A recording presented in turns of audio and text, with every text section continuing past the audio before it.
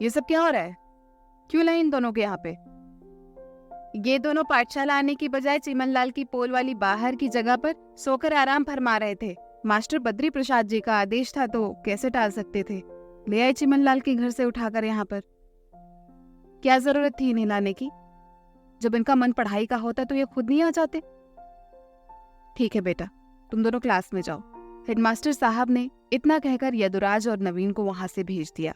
उन दोनों के साथ साथ क्लास में अन्य बच्चे जो उन्हें पकड़ने के लिए गए थे, वे सब बद्री प्रसाद के पास पहुंचते हैं। बद्री प्रसाद जी ने कड़वे शब्दों की आग उन दोनों पर बरसा दी। जब उनके कहने के बाद भी उन दोनों ने कोई प्रत्युत्तर नहीं दिया तो मास्टर जी ने धर्मू को रोज की तरह फिर डंडा लाने के लिए भेज दिया। धर्मू द्वारा लाए गए बांस के मोटे मोटे डंडे से मास्टर जी मार लगाते जा रहे थे और उपदेश देते जा रहे थे। अरे मैं कहता हूँ कि क्या जरूरत है तुम्हें छुपने की, स्कूल नहीं आने की? हम तुम्हें पढ़ाकर कोई तुम्हारा बुरा कर रहे हैं क्या? 1 2 3 करते हुए मास्टर जी ने नवीन और यदुराज को पूरे 30 डंडे जमाए। मास्टर जी की क्लास से बाहर जाते ही सब बच्चों ने उन दोनों को घेर लिया। भव्या ने अपनी सखी नीरू से पूछा, ये दोनों क्या ऐसे ही रोज पिटते हैं? नीरू कहती है, नवीन तो रोज नहीं पिटता, वो तो इस यदुराज के चक्कर में आज ही लपेटे में आया है। हाँ, ये यदुराज जरूर रोज पिटता है। घर वाले इसे स्कूल के लिए भेजते हैं और ये रास्ते में ही गायब हो जाता है। कभी चिमनलाल के घर के पोल के पास सोता है तो कभी गांव की चौपाल में सोता हुआ मिलता है। इसके घर वाले इसे कुछ कहते नहीं है क्या? इसके पिताजी से तो हर महीने इसे 2-3 बार मार पड़ ही जाती है। बेचारा यदुराज। जानती हो, मैं पिछले महीने नवीन के घर किसी काम से अपनी माँ के साथ गई थी। नवीन के पिताजी पप्पू राम उसे कह रहे थे कि क्या जरूरत है तुम्हें यदुराज के साथ रहने की? अरे वो तो मजिस्ट्रेट की औलाद है, उसका और हमारा कोई मुकाबला हो सकता है क्या? वो तो अगर नहीं पढ़ा तो पुश्तैनी जायदाद इतनी आती है कि तेरे जैसे 10-15 को तो नौकर भी रख ले तो कोई फर्क नहीं पड़े, लेकिन अगर तू नहीं पढ़ा तो खाने के लाले जरूर पड़ जाएंगे। इतना बुरा है क्या यदुराज? बुरा तो नहीं है, बस उसे पलटकर जवाब नहीं देना आता, मुस्कुराता रहता है, इसीलिए सब उसे दोषी समझ लेते हैं। अच्छा तो ये बात है। देख, आज भी उसने उफ तक नहीं की। 30 डंडे, बाप रे, 30 डंडे चुपचाप खा लिए। मेरे को तो बेचारे पर बहुत दया आ रही है। चल अब तू ज्यादा मत सोच और ज्यादा दया भी मत दिखा। इस समय तो छुट्टी होने वाली है, घर नहीं चलना क्या? कुछ समय बाद छुट्टी होती है, सब बच्चे अपने अपने घर चले जाते हैं। इसी तरह सारे साल की पढ़ाई खत्म होने के बाद 1 साल और बीत जाता है। इम्तिहान खत्म होने के बाद उसका रिजल्ट आता है। गर्मियों की छुट्टी में यदुराज अपनी मम्मी वैदेही देवी के साथ अपने ननिहाल सूरजपुर जाता है। वहाँ उसकी हमजोलियों से वह इतना ज्यादा घुल मिल जाता है कि उसे अपने गांव लौटने का मन ही नहीं करता। वह रोज रोज पाठशाला की पिटाई और उसके घर आने के बाद उसके पिताजी की पिटाई, इन सब से वो दुखी रहता है।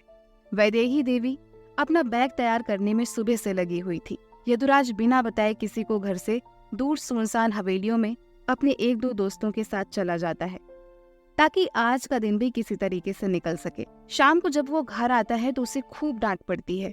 अनमने मन से ना चाहते हुए भी उसे गांव पदमपुरा लौटना पड़ता है। यदुराज नहा धोकर सुबह सुबह पाठशाला के लिए निकलता है। रास्ते में वो लक्ष्मी नारायण मंदिर वाले बाग में जाकर बैठ जाता है। पाठशाला के रास्ते जाते हुए भव्या और नीरू उसे देख लेती हैं। देखती हैं कि आज भी यदुराज पाठशाला नहीं जाएगा तो फिर उसे मार खानी पड़ेगी। अरे नीरू, मंदिर के अंदर बाग में चल। क्यों? अरे देखा नहीं क्या, यदुराज अंदर गया है, शायद वो पाठशाला नहीं जाएगा। वो सोच रहा होगा कि छुट्टी होगी तो सारे बच्चों के साथ उनके साथ ही निकल लेगा और घर पहुंच जाएगा। सबको यही लगेगा कि वो पाठशाला जाकर आया है, लेकिन क्या पता उससे पहले मास्टर जी उसे फिर से और दिनों की तरह मारना शुरू कर दे। बेचारी को फिर से मार खानी पड़ेगी। हाँ, भव्या सही कहती है। चल चल देखते हैं, हम लोग एक बार समझा बुझा देंगे उसे।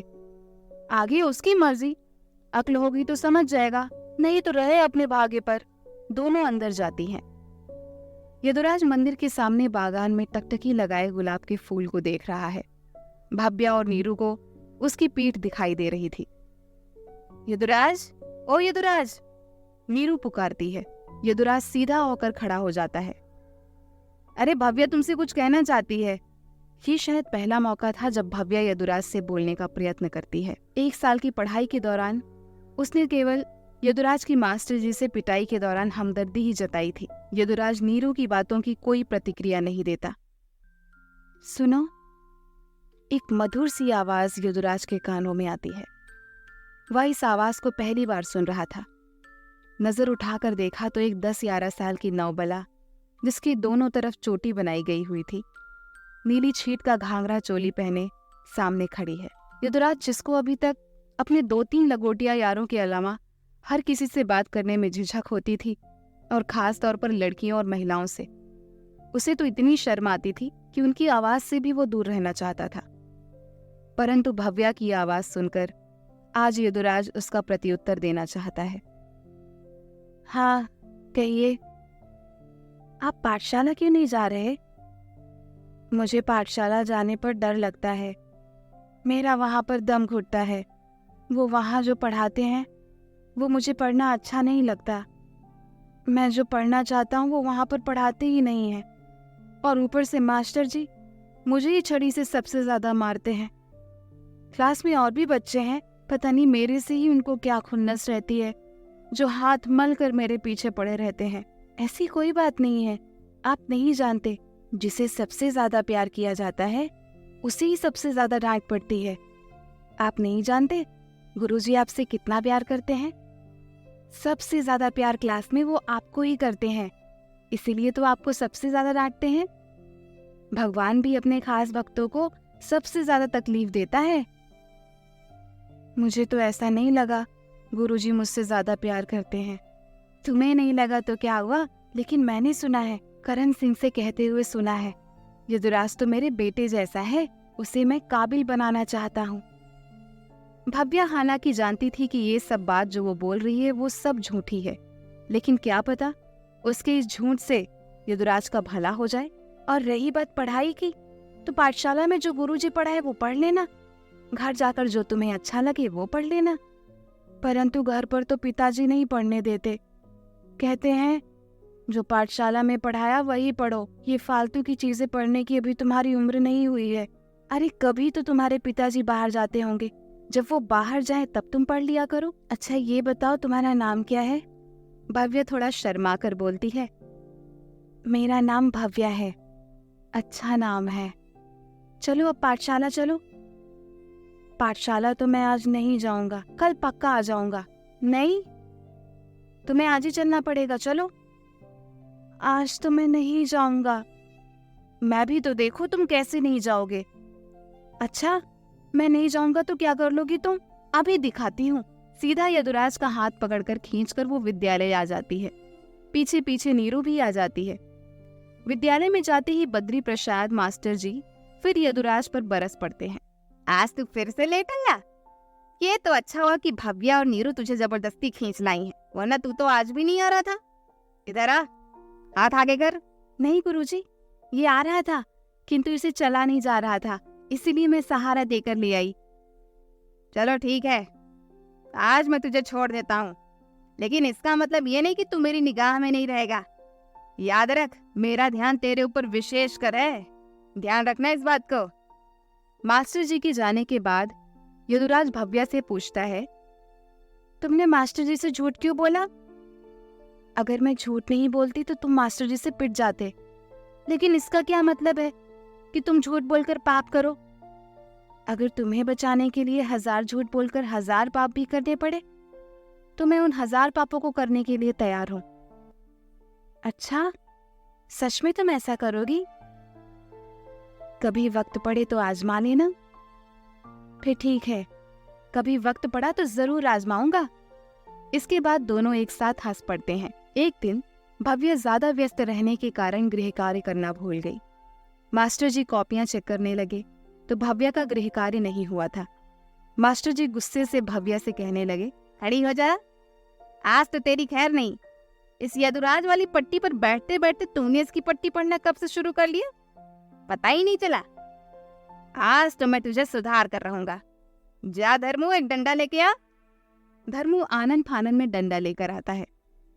मास्टर जी, भव्या से कुछ मत कहना, जो कहना है मेरे से कह लो। इसने तो गृहकार किया था, मैंने इसकी कॉपी फाड़ कर फेंक दी। यदुराज आज पहली बार झूठ बोल रहा था, और वो भी भव्या को बचाने के लिए। नहीं नहीं मास्टर जी, मैंने गृह कार्य नहीं किया। ये ऐसा इसलिए कह रहा है ताकि मुझे मार ना पड़े। आज तो मार तुझे पड़ के रहेगी भव्या। मैं भी तो देखूं आज तुझे कौन बचाने आता है। जैसे ही मास्टर जी ने भव्या को मारने के लिए डंडा उठाया, यदुराज तुरंत मास्टर जी के हाथ से डंडा छीनकर खिड़की के पीछे से भाग जाता है। मास्टर जी के 2-3 पक्के वाले चेले यदुराज के पीछे पीछे भागे। सामने एक तकरीबन 6 फीट ऊंची दीवार थी। यदुराज उस दीवार से कूदकर भाग गया। चेलों से वो दीवार कूदी ही नहीं गई और वो धड़ाम धड़ाम कर कर नीचे गिर गए। भागता भागता सरसों के खेत में जाकर ओझल हो गया। उसने शाम तक का इंतजार किया। शाम को जब छुट्टी हुई तब वह सभी बच्चों के साथ हो लिया। यदुराज घर नहीं पहुंचा था। उससे पहले पाठशाला के चपरासी करण सिंह द्वारा उसकी शिकायत उसके घर पर पहुंच चुकी थी। शाला से छुट्टी होने के बाद घर जाने के दरमियान जो समय लगता है, उसी हिसाब के समय से यदुराज घर पहुंचा, ताकि घर वालों को ये पता नहीं लगे कि विद्यालय से वो आज भी भाग गया था। बागान के सामने आराम कुर्सी पर कृष्णमूर्ति जी एक हाथ में चाबुक लेकर दूसरे हाथ से उसको बार बार निरीक्षित कर रहे थे। चपरासी करण सिंह और घर का नौकर बलिया हाथ बांधे खड़ा था। जैसे ही यदुराज घर में दाखिल हुआ, उसकी नजर चाबुक और करण सिंह पर पड़ गई। वह समझ गया था कि अब उसकी शिकायत घर तक पहुंच चुकी है और उसके पास अब बचने के लिए कोई भी रास्ता नहीं है। वह नजर झुकाए चुपचाप अंदर जाने लगा। लेकिन अचानक से कृष्णमूर्ति जी आ खड़े हुए। ऐसे नजरें झुकाकर कहाँ जा रहा है? यदुराज ने कोई प्रत्युत्तर नहीं दिया। मैंने कुछ पूछा तुझसे, आज पाठशाला में क्या किया है तूने? मास्टर जी का डंडा छीनकर धक्के देकर क्यों भागा? धक्का तो मैंने नहीं दिया, हालांकि डंडा छीनकर जरूर भागा था। यदुराज मन में सोचता हुआ बोलने की कोशिश करने लगा, किंतु मारे झिझक के उससे कुछ बोला ही नहीं गया। मन ही मन वो करण सिंह को जी भरकर गाली देता रहा। मैंने इसका क्या बिगाड़ा है? पाठशाला का चपरासी है तो पाठशाला तक रहे, घर में आकर मुझे पिटवाने के बहाने क्यों ढूंढने लगता है ये? हाय राम, झूठ बोलते हुए इसे जरा सी भी शर्म नहीं आती। मैंने सिर्फ डंडा छीना और इसने एक बात की 2 बात लगाकर घर वालों को बता दी। अब तक तो मैं इसकी उम्र का लिहाज करता रहा, लेकिन जब हिसाब करने के लायक हो जाऊंगा, इसकी वर्षों की तबीयत हरी हो जाएगी। वह खामोश खड़ा सुनता रहा। कृष्णमूर्ति जी चाबुक की मार लगाना शुरू कर दिए। यदुराज चुपचाप चाबुक की मार खाता रहा, मुंह से उफ तक ना निकली। परदादी जमुना देवी, जो लगभग जीवन की अंतिम अवस्था में थी, अपना चश्मा ठीक करते हुए आई और यदुराज को गले से लगा लिया और कृष्णमूर्ति को डांटते हुए बोली, अरे निर्दयी, जरा भी दया नहीं आती? इतने मासूम से मेरे पड़ोते को चाबुक से मार रहा है। धनसिया ने भी क्या कभी तुझ पर चाबुक चलाया है? यदुराज अपनी परदादी को लिपटकर फफक फफक कर रोने लगा। अरे चुप हो जा बेटा, तू तो समझदार है ना। समझदार बच्चे ऐसे नहीं रोते। चाबुक की मार इतनी असहनीय थी कि यदुराज से बैठा भी नहीं जा रहा था। शरीर पर जगह जगह नीले नीले निशान पड़ चुके थे। मार ज्यादा पड़ने की वजह से रात में तेज बुखार आ गया। रात भर परदादी जमुना देवी, दादी चारुला देवी, माताश्री, तीनों घर की लक्ष्मी स्वरूपा देवी अपने लाडले पड़ोते, पोते और बेटे के पानी की पट्टियां भिगोकर लगाती रहीं। रात के आखिरी पहर में परदादी और दादी को थकान की वजह से नींद आ गई, किंतु माँ अपने बेटे के पास बैठी रही। माँ की ममता थोड़ी और ज्यादा बेचैन हुई तो बेटे का सर उठाकर अपनी गोद में रख लिया। बालों में हाथ सहलाने लगी। बेटे को नींद आ गई, लेकिन वो नींद में भी कुछ बड़बड़ा रहा था। माँ ने थोड़ा ध्यान लगाकर सुनने के लिए कानों को छाती के पास ले गई। नहीं गुरुजी, भव्या ने तो गृहकार कर लिया था, मैंने ही इसका पेट फाड़ दिया। डंडे लगाने हैं, मार लगानी है, या जो भी सजा देनी है मुझे दो। भव्या निर्दोष है, उसको छोड़ दो। माँ को समझते देर नहीं लगी। अच्छा, तो ये वही भव्या है जिसकी वजह से मेरे लाडले को गुरुजी को धक्का देकर भागना पड़ा और घर पर इसकी पिटाई हुई। एक बार ये भव्या नाम की आफत मेरे सामने आ जाए, फिर देखना मैं इसकी क्या खातिर करती हूँ। तबीयत ज्यादा खराब होने की वजह से यदुराज पाठशाला नहीं जा पाया। भव्या ने देखा यदुराज नहीं आया। आज मास्टर जी भी उस पर गुस्सा नहीं थे, ना ही अपने उद्दंड चेलों की सेना को उसका पता लगाकर पकड़ लाने के लिए भेजा। भव्या के मन में सैकड़ों सवाल चल रहे थे। आखिरकार आज यदुराज आया क्यों नहीं? एक दिन बीता, 2 दिन बीता। तीसरे दिन भव्या ने अपनी सखी नीरू से कहा, नीरू देख तो, यदुराज आजकल पाठशाला ही नहीं आ रहा है। कहीं उसने पढ़ाई छोड़ तो नहीं दी?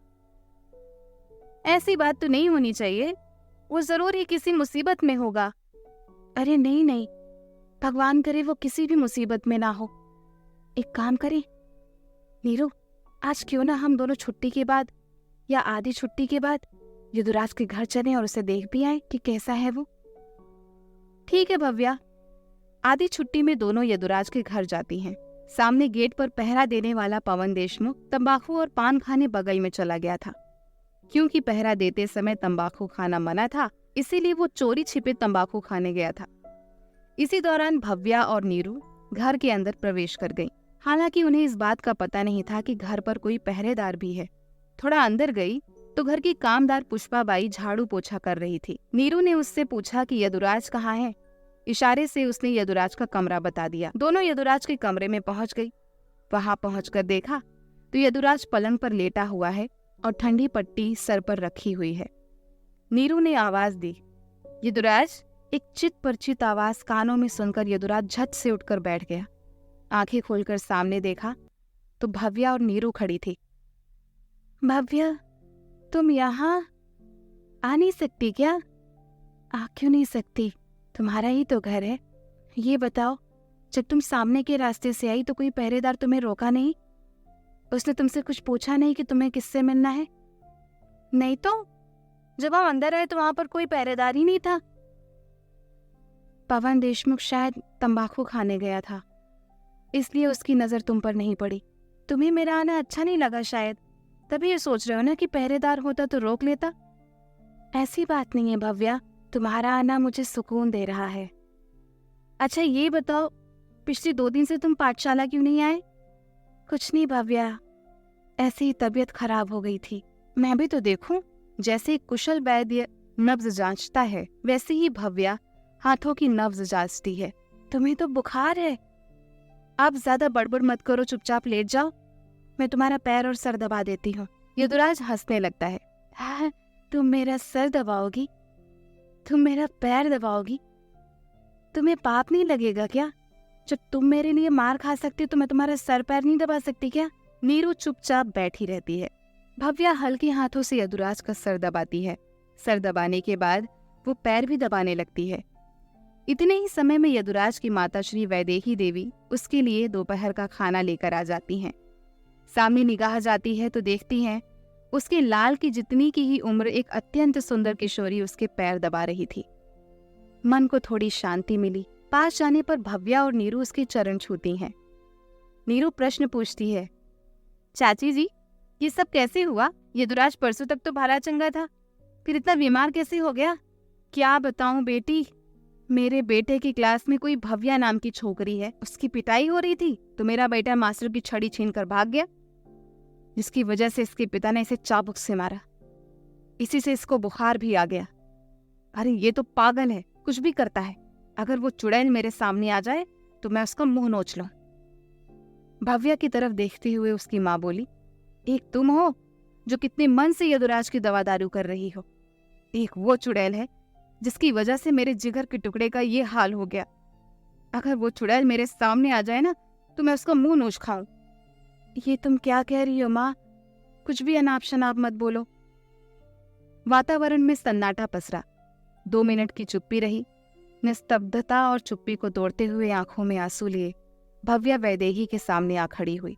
आपके गुनाहगार आपके सामने हाजिर है, नोच दीजिए मेरा मुंह। कैसी बात कर रही हो बेटा? ये सारा कसूर तो उस भव्या का है, तुम खुद को दोषी क्यों मान रही हो? जी मैं ही वो भव्या हूँ, वैदेही चौंकते हुए बोलती है। क्या? नहीं, तुम भव्या नहीं हो सकती। मैं ही भव्या हूँ। और आपको ऐसा क्यों लगता है कि मैं भव्या नहीं हो सकती? मैंने सुना है कि वो भव्या नाम की लड़की ने मेरे बेटे को ऐसे ही पिटवा दिया। नीरू बीच में बात काटते हुए कहती है, अरे नहीं नहीं चाची जी, आपको जरूर कुछ ना कुछ गलत फहमी हुई है, या फिर किसी ने आपको उल्टा सीधा सिखा दिया है। वैसे किसने बताई आपको ये बात? वो पाठशाला का चपरासी है ना, करण सिंह, उसने यदुराज के पिताजी को बताई थी ये बात। चाची जी, आप नहीं जानती वो करण सिंह कितना झूठा है।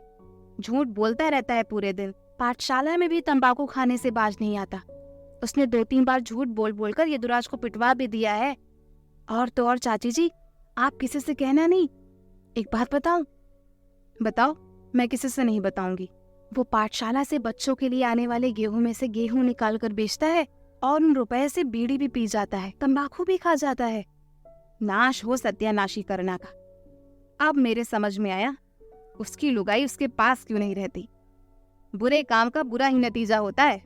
हर किसी की माँ बहन बेटियों पर बुरी नजर डालता है, और तो और ये चोरी चकारी भी करता है। ऐसे में ना इसको सजा ही मिलेगी, गृहस्थी का सुख थोड़ी मिलेगा। हाय, मेरे बेटे को कितनी बार झूठ बोल बोल कर पिटवा दिया। अच्छा ठीक है चाची, मैं चलती हूँ, भव्या ने कहा। चाची नहीं, तू मुझे माँ कहकर पुकारा कर। ठीक है माँ, मैं चलती हूँ।